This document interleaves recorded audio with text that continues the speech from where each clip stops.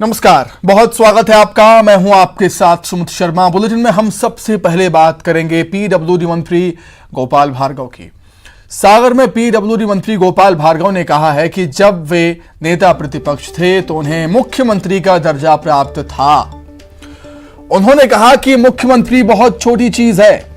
उन्होंने ये भी कहा कि हमारे और भी नेता मंत्री मुझसे बाद में जो राजनीति में आए हैं जूनियर हैं। रंगोली विकास खंड में सभा को संबोधित करते हुए कहा कि आपकी आत्मा की आवाज निकली तो बनना होगा तो बन जाएंगे। तो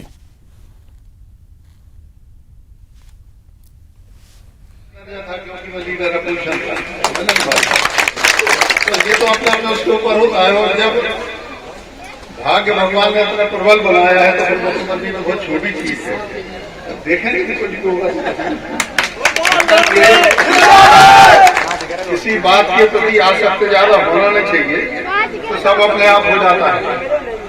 अभी हमारे मुख्यमंत्री जी हैं और मध्य प्रदेश में जितने भी नेता हैं, मैं बताना चाहता हूं कि सभी मुझसे बाद में राजनीति में आए, सभी जूनियर हैं। और इस कारण से आपको विश्वास होना चाहिए। आपने कहीं आत्मा की आवाज कोई कहा है,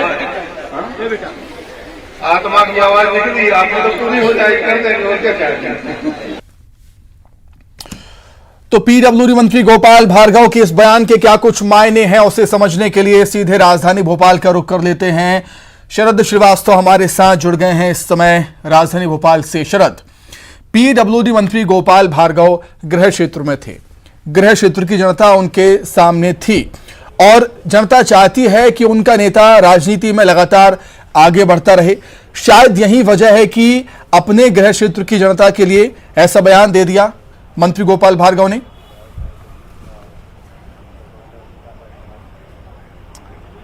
देखिए, बिल्कुल ये दरअसल जो पूरा घटनाक्रम है और स्वाभाविक सी बात है। कोई भी विधायक हो, वरिष्ठ विधायक हो या मंत्री हो, और वो अपने क्षेत्र में हो जो उनका विधानसभा का क्षेत्र है या गृह क्षेत्र है, वहां से की जनता यही उम्मीद करेगी कि उनके जो नेता हैं वो बड़े से बड़े पद पर पहुंचे। और ऐसा ही कुछ हुआ भी उस सभा के दौरान में। और यहाँ ये सब बताने से पहले मैं दरअसल गोपाल भार्गव के बारे में थोड़ा सा आपको बताना चाहता हूँ। अगर हम मध्य प्रदेश विधानसभा को देखें, सिर्फ बीजेपी को ही नहीं देखें, पूरी विधानसभा में 230 विधायकों में से जितने भी विधायक हैं उन सभी में गोपाल भार्गव वरिष्ठतम विधायक हैं। 8 बार के विधायक जो सबसे ज्यादा बार चुनकर विधानसभा में पहुंचे हैं। तो ये तो उनका एक बैकग्राउंड है। और इस पीडब्ल्यूडी मंत्री हैं, फिलहाल नेता प्रतिपक्ष भी रह चुके हैं और उससे पहले भी महत्वपूर्ण जो जिम्मेदारियां हैं वो कैबिनेट में वो निभा चुके हैं। तो ये एक बैकग्राउंड है। और इतना बड़ा नेता होने के बाद अगर वो अपने क्षेत्र में हैं तो स्वाभाविक सी बात है उनके क्षेत्र की जनता ये चाहेगी कि वो और बड़े पद यानी कि मुख्यमंत्री पद तक पहुंचे। और इसी के साथ में जो बयान सामने आया है गोपाल भार्गव, उसको लेकर अब कहीं ना कहीं सियासी मायने निकाले जा रहे हैं। और ये भी कहा जा रहा है कि एक टीस उनके मन में जो है वो कहीं ना कहीं दिखाई भी दे रही है, जिसमें उन्होंने कहा कि अगर भाग्य प्रबल होगा तो फिर वो ये भी बन जाएंगे। और एक उदाहरण भी उन्होंने दिया। उन्होंने कहा भी उस सभा के दौरान में कि चाहे मुख्यमंत्री हो या बाकी के जो मंत्री हों, उन सबसे वो वरिष्ठ हैं। यहाँ तक कि मैंने बताया कि वो विधायकों में जीतने के लिहाज से अगर देखें, उम्र के क्राइटेरिया को छोड़ के, तो भी वो सबसे वरिष्ठ हैं। तो कहीं ना कहीं एक टीस भी उनके मन की है जो निकल के सामने आई। और उन्होंने कहा कि अगर ऐसा होगा तो एक दिन वो भी बन जाएंगे, यानी कि मुख्यमंत्री बन जाएंगे। हालांकि वो ये भी कह रहे थे कि मुख्यमंत्री भी कोई बड़ी बात नहीं होती है, जितनी बड़ी बड़ी जिम्मेदारियां संभालनी होती है उसको देखते हुए। तो इसके राजनीतिक मायने अपने अपने तरीके से निकाले जाएंगे। लेकिन बड़ी बात यही है कि वो अपने क्षेत्र में थे, अपने गृह क्षेत्र में थे, और वहां की जनता की ओर से जब ये बात निकल के सामने आई तो फिर उन्होंने कहा कि अगर भाग्य प्रबल होगा तो एक दिन मुख्यमंत्री के बिल्कुल ठीक बात है शरद की। जब एक राजनेता ऐसे बयान देता है तो अलग अलग सियासी मायने उसके निकाले जाते हैं सियासी गलियारों में। कांग्रेस का क्या कुछ कहना है इस पर, वो भी जान लेते हैं। अजय सिंह यादव जी हमारे साथ जुड़ गए हैं। अजय जी, बहुत स्वागत करता हूं आपका न्यूज 18 मध्य प्रदेश छत्तीसगढ़ में। क्या कुछ कहेंगे सर, क्या रिएक्शन आपका नेता प्रतिपक्ष, माफ कीजिएगा पूर्व नेता प्रतिपक्ष और पीडब्ल्यूडी मंत्री गोपाल भार्गव के इस बयान पर? गोपाल भार्गव जी मध्य प्रदेश विधानसभा के वरिष्ठतम सदस्य हैं। भारतीय जनता पार्टी के भी सबसे वरिष्ठ विधायक हैं, 8 बार के विधायक हैं। ऐसे में एक नेता जो जनता के बीच में लगातार जीत रहे हैं, जनता उन्हें लगातार अपने समर्थन दे रहे हैं, तो उनके साथ भारतीय जनता पार्टी ने एक तरह से उनका हक छीनकर धोखा दिया, जिन्हें कि शीर्ष पद पर नहीं आने दिया। नेता प्रतिपक्ष के तौर पर भी गोपाल भार्गव जी विधायक दल के नेता थे, लेकिन जब मुख्यमंत्री बनाने की बारी आई तो गोपाल भार्गव जी को किनारे लगा दिया गया और यहाँ तक कि सरकार बनने के बाद 6 महीने तक मंत्री तक नहीं बनाया गया और उनसे कनिष्ठ लोगों को मंत्री बनाया गया और अपमानित किया गया। ऐसे में एक कद्दावर नेता जो जनता के बीच में बैठ रखता है, उनका दर्द झलकना, अपने लोगों के बीच में अपनी तकलीफ दिखाई देना स्पष्ट दिखाई दे रहा है। भारतीय जनता पार्टी ने अपने वरिष्ठ नेता का अपमान किया है, उन्हें हक और अधिकार देना चाहिए था और अभी भी समय है गोपाल भार्गव जी जैसे वरिष्ठ नेता को अजय जी, जब कांग्रेस की सरकार थी, बीजेपी विपक्ष में थी, तो नेता प्रतिपक्ष वो बनाए गए। एक बहुत बड़ा पद होता है नेता प्रतिपक्ष का। अब आप कह रहे हैं कि उनको उनका हक नहीं दिया गया, तो किस हक की बात कर रहे हैं आप? कौन से पद पर होना चाहिए आपके हिसाब से गोपाल भार्गव को? नेता प्रतिपक्ष विधायक दल का नेता होता है, तो जब सरकार विपक्ष में थी तो वो नेता प्रतिपक्ष थे। हाँ। तो जैसे ही सरकार आई तो उन्हें नेता प्रतिपक्ष विधायक दल के नेता से क्यों हटा दिया गया? उस नाते विधायक दल के नेता के नाते उन्हें ही मुख्यमंत्री बनना चाहिए था, जो कि जायज प्रक्रिया थी। तो ऐसे में उनको विधायक दल के नेता से हटाया गया, उनका हक छीना गया, उन्हें अपमानित किया गया, जबकि वो पहले से विधायक दल के नेता थे। यही तो अपमान होता है राजनीति में। जब विधायक दल के नेता के पद से हटाया जाना अनुचित नहीं था, वरिष्ठतम विधायक थे, नेता प्रतिपक्ष के तौर पर अच्छा कार्य कर रहे थे और भारतीय जनता पार्टी में उनसे वरिष्ठ नेता कोई है भी नहीं।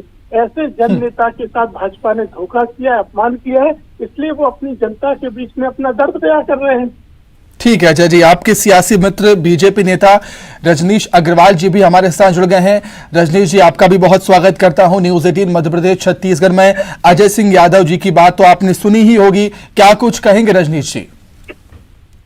देखिए, पहली बात तो धन्यवाद इनको जो गोपाल भार्गव जी के बारे में इन्होंने सदवचन प्रयोग किए। वाकई गोपाल भार्गव जी बड़े नेता हैं, बड़े मन के नेता हैं, जनाधार वाले नेता हैं और जनता की तरफ से जो नारे और जो बात कही गई उसका उन्होंने उत्तर देते हुए वो बात कही। मुझे लगता है कि ये कांग्रेस के लोगों को समझ में कभी आ नहीं सकती। इसलिए भारतीय जनता पार्टी में आदरणीय गोपाल भार्गव जी का कद पद से कहीं बड़ा उनका व्यक्तित्व रहा है और आगे भी वो मार्गदर्शन लगातार भारतीय जनता पार्टी के अन्य विधायक मंत्रियों को भी करते रहे हैं और इनको धन्यवाद किए। गोपाल भार्गव जी के बारे में तारीफ के चंद शब्द इन्होंने कहे।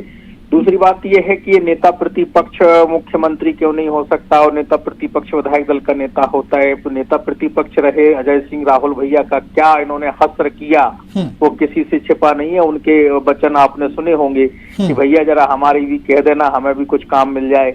ये कहते हुए नजर अजय सिंह राहुल भैया आए थे, बघेली में उन्होंने भाषण दिया था, मंच से भाषण दिया था। तो ये नेता प्रतिपक्षों की कितनी कदर करते हैं ये सबने देखा है। जमुना देवी के वचन भी सबने देखा है कि वो किस प्रकार से अपनी ही पार्टी के भीतर जिस प्रकार से व्यथा उनकी थी वो अभिव्यक्त उनकी होती रही है। तो कांग्रेस की महिमा कांग्रेस जाने। हाँ, भारतीय जनता पार्टी के पास में बहुत नेता ऐसे हैं जो इस कद के हैं कि वो मुख्यमंत्री पद पर, अध्यक्ष पद पर, राष्ट्रीय अध्यक्ष पद पर, यहाँ क्योंकि एक खानदान के लोग केवल नहीं बनते, एक केवल सामंतवाद के तौर पर नहीं बनते। हाँ, कोई भी सामान्य परिवार से किसी भी विधानसभा से आकर भी बिल्कुल ये ठीक बात है कि राजनीति में किसको क्या पद देना है, किसको क्या बनाना है, ये पार्टी का अंदरूनी मामला होता है। रजनीश जी, बहुत धन्यवाद आपका और अजय सिंह यादव जी आपका भी बहुत शुक्रिया तमाम बातचीत के लिए। चलिए अब आगे बढ़ते हैं। शरद, आपका भी बहुत धन्यवाद। आगे बढ़ेंगे। इंदौर में बदमाश इन दिनों इतने बेखौफ हैं कि शहर की सबसे बड़ी चोइथराम सब्जी मंडी में तलवारें लहराई गई। यही नहीं, दुकानदार पर हमला कर दिया गया। दुकानदार ने दुकान में बंद होकर अपनी जान बचाई है किसी भी तरह। हालांकि पूरा मामला सीसीटीवी में कैद हो गया है। हमले को लेकर बताया जा रहा है कि लूट की आशंका से हमले को अंजाम दिया गया।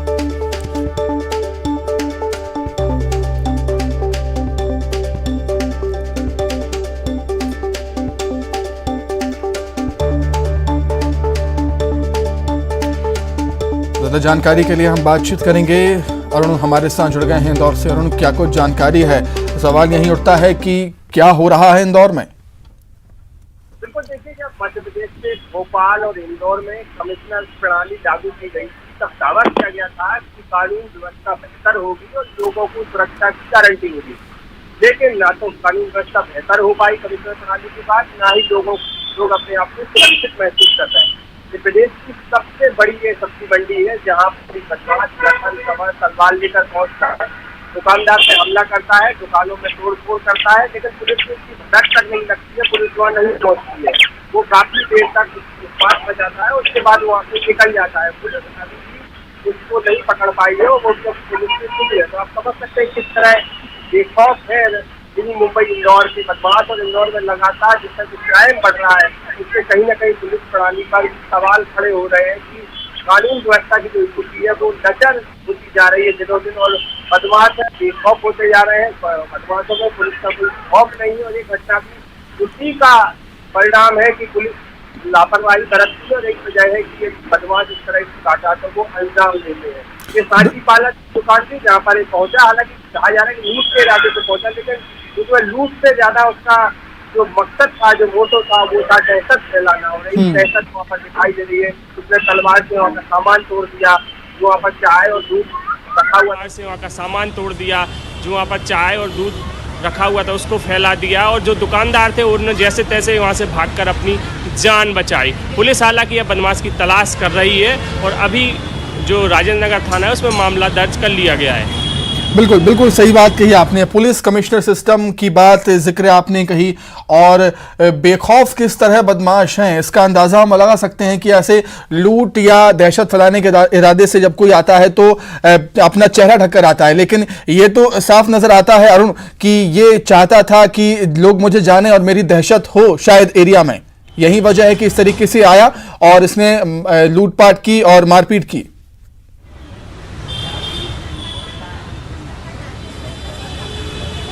बिल्कुल, देखिए अपराधी है, लखन तंवर इसका नाम है, और पुलिस हालांकि इसकी तलाश कर रही है, लेकिन जिस तरह से आया, पहले इसने दुकानदार पर हमला करने की कोशिश की, उसने जैसे तैसे अपना गेट बंद करके अपनी जान बचाई, लेकिन उसके बाद उसने जो दुकानों में किया कि वो अपनी तलवार से मैं रोकना चाहूंगा अरुण आपको यहाँ पर। आइए सीधे रुख करेंगे राजधानी भोपाल का। सीएम शिवराज सिंह चौहान राहत राशि का वितरण करते हुए, बाढ़ पीड़ितों को राहत राशि का वितरण हो रहा है। इनका संयुक्त दल बना के हम लोग क्षति का आकलन करते रहे, वही अभी किया जाए। जनप्रतिनिधियों को विश्वास में लेकर किया जाए। अभी अभी नवनिर्वाचित लोग हर स्तर पर चुन के आए हैं, पंचायतों में भी है, वार्डों में भी है। उनको भरोसे में ले, जिनका नुकसान हुआ है उनकी सूची बाकायदा पंचायत भवन और नगरों में भी जो उपयुक्त स्थान उन पर लगाई जाए। स्थानीय जनप्रतिनिधि विधायक से लेकर नीचे तक, सांसद अगर संभव हो तो, क्योंकि उनके पास क्षेत्र बड़ा होता है, अब प्रभावित स्काउट की उपस्थिति में ही हो। देखो भाई, एक बात मैं स्पष्ट कर देना चाहता हूं, अपनी सरकार जनता के लिए है। बैठे बैठे हम ही सब कर दे बिना उनकी उपस्थिति में, ये ठीक नहीं होता। और पूरी सूची बना के, जैसा मैंने कहा कि चस्पा करें और ग्रामवासियों को पढ़ के सुनाए, और कोई अगर आपत्ति करता है कि नहीं इसका रह गया है, तो वो आपत्ति भी सुनी जाए। प्रभावित परिवारों की तकलीफ को ध्यान में रखते हुए, क्योंकि कई जिले में कुछ मकान ऐसे जो पूरे के पूरे बह गए, उसको ध्यान में रखते हुए हम जितने जल्दी राहत राशि का वितरण कर सकते हैं हमको करना है। मुझे विदिशा कलेक्टर और वहां की टीम ने बताया कि विदिशा में उन्होंने क्षति का आकलन युद्ध स्तर पर किया है। क्षति के आकलन के साथ साथ मैं सभी प्रभावित जिलों को यह निर्देश भी दे रहा हूं, मलबा हटाने का काम, दवाइयां छिड़कने का काम, पानी प्रदूषित न रहे उसका इंतजाम, इलाज के लिए शिविर लगाने का काम, ये भी हमारी ड्यूटी है, जवाबदारी है, जिम्मेदारी है। उसको भी साथ में करते हुए चलें। विदिशा जिले ने चूंकि ये सर्वे का काम अभी पूरा कर लिया है, अगर रह गया हो तो फिर कोई कसर उसमें छोड़े ना। और जो मुझे बताया विदिशा जिले के 534 गांव कि 14,419 बाढ़ प्रभावित हैं। आज से हम राहत राशि के वितरण का काम प्रारंभ कर रहे हैं और आज सिंगल क्लिक के माध्यम से हम यहीं से खातों में राशि डालेंगे। मैंने कहा था कि इसमें विलंब किसी हालत में नहीं होना चाहिए। बाकी जिलों को भी मैं कहना चाहता हूं कि ये सर्वे का काम यथासंभव जितना हो सके जल्दी उसको आप पूरा कर लें। संकट के समय हमें अपनी जनता के साथ खड़ा रहना। एक निर्देश और दे रहा हूं, जिनके मकान पूरी तरह से ध्वस्त हो गए, बह गए, उनका राशि से काम नहीं चलेगा। मकान तो आज बन नहीं सकता उनका, विशेषकर गरीबों के बहे किनारों पे जो थे, तो उनके लिए जब तक मकान ना बन जाए तब तक अस्थायी व्यवस्था हमको करनी होगी। और इसलिए सभी प्रभावित जिलों में उनकी अस्थायी व्यवस्थाएं जब तक राहत, जैसे अभी तो कई लोग राहत शिविर में ही रह रहे हैं, घर जाने की स्थिति नहीं, मलबे का ढेर बन गया है, तब तक उनको फिर राहत शिविर में इतने दिन रह नहीं सकते। 6-8 महीने मकान बनाने में लगेंगे। उनकी अस्थायी व्यवस्था करें और उनके मकान युद्ध स्तर पर बन सके, इसके लिए भी सहयोग करें। फसलों में के सर्वे में कुछ वक्त अभी लग सकता है, लेकिन वो भी पूरा कर लिया जाए। राहत की राशि के लिए जितनी धन की आवश्यकता होगी उसकी हम कमी नहीं आने देंगे। आज राहत राशि के वितरण का काम हम लोग सिंगल क्लिक से प्रारंभ कर रहे हैं। कहां से किससे जरा जाओ, वो भी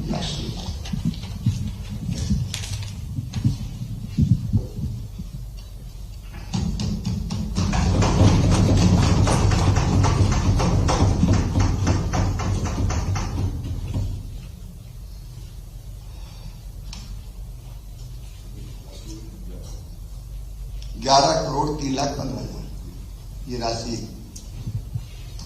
अभी पहुंच गई है। बाकी जिले भी जल्दी करें ताकि किसानों के और गरीबों के खाते में राशि पहुंच सके। इस संबंध में किसी को कुछ कहना तो नहीं है, अभी केवल विदिशा की। तो राहत राशि का वितरण सीएम शिवराज सिंह चौहान ने कर दिया है और कहा है कि बाकी जिलों में भी राहत राशि का वितरण सरकार जल्द ही करेगी। इसी के साथ ही बुलेटिन में इतना ही। नमस्कार।